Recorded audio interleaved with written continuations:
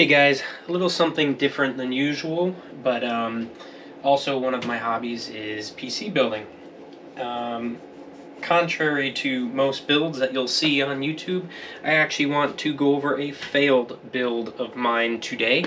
As you can see here, just some basic specs, Rockstrix Z-790 gaming Wi-Fi, actually a dual block, both top and bottom, for a 4090.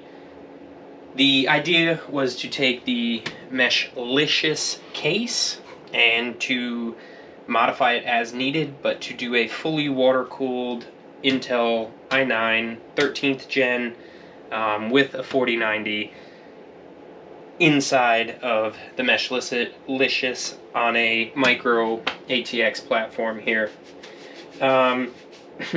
Amazingly fit a 1000-watt power supply. The motherboard itself, a front and back EK water blocked 4090, as well as the radiator and all of the wiring. As you can see here, the only part of the build that had to go external was the reservoir itself. EK makes these beautiful 120 millimeter reservoirs. As you can see, I did some 90-degree angles into the Meshlicious case here, and I put some quick disconnects so that way you can still service it. The main issue with this computer was, as everyone would probably expect, the overall TDP of the 4090 plus the i9 overwhelmed 240 millimeter thin radiator. Really no surprise, this wasn't going to work on paper. I tried undervolting the GPU and the CPU, and the temps were manageable. It's just not what I wanted it to be. So I'm going to break down the build a little bit. I'm going to show you kind of what's in here, how I did what I did, and then ultimately, go over what made this fail as a build here. Hey, Bubba. Calvin's diligently watching. Alright, so I'm going to start by taking the side panel off here.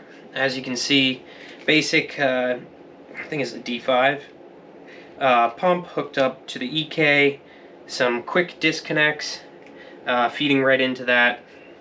That was obviously for serviceability.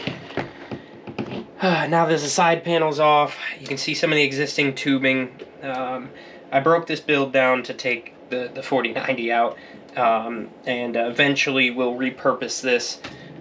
Comment what you guys think is the best micro ATX case, and maybe I'll try and redo this with a little bit more diligence on the cooling side. So 4090 is a nice little piece here, but I want to go over the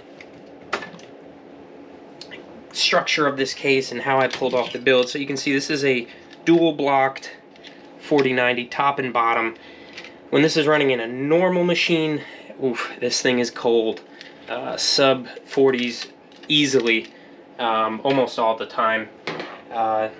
This was slated to go in here, but I liked the look of the non-double blocked system for this build.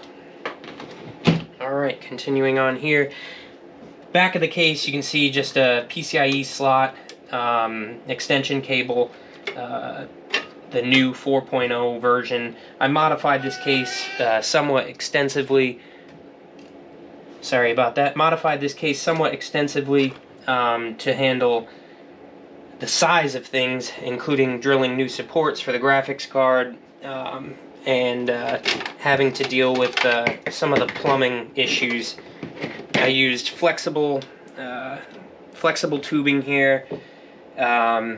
Maybe in the next build I'll go with some neoprene tubing, just to kind of increase the flow rate. Anyways, taking the front panel off here, you can see how skinny of a radiator I went with. I went with a Corsair 240 mil and some extremely skinny high performance Noctuas. Unfortunately, this is all the room I had due to the wonderful power adapter for the 4090s. I could have gone to cable mod, got a cable, saved some space here, but overall, this was the amount of room I had to play with, so that's what led to that decision. Could have gone a little thicker, maybe. I don't think it would have helped. I had the glass panel front. Meshlicious sells a few different versions. I think you can go all mesh or get a solid glass panel. I went with the glass because the goal was to clean this up, put a nice vinyl on here, make it look pretty. You can see the 13th gen i9 here. Stacks of 4 terabyte M.2s. I think I went with, I went with SaberNet 4 terabyte rockets. Just a great M.2. It's worked for me. Works in PS5s. Pretty much what I use across the board in all my machines. Anyways, EK velocity block on top of the i9 there. When I had this thing running, I was thermal throttled while gaming for sure. After the undervolt, like I said, it was a useful PC for doing some SolidWorks and modeling, but it was not the portable gaming computer I was looking for. Guys, if you have any suggestions on how to improve this build, I would love to hear them. Every now and then you have a failure, and it's also important to share those, not just the successes. I do like to put inspiration up on the board when you do have a success. That is the spooky themed computer that I will do a follow-up video on, and we'll go over that one in depth. I learned from my mistakes, and hopefully the next build utilizing these parts will be something special. Thanks a lot, guys. Please like, comment, and subscribe.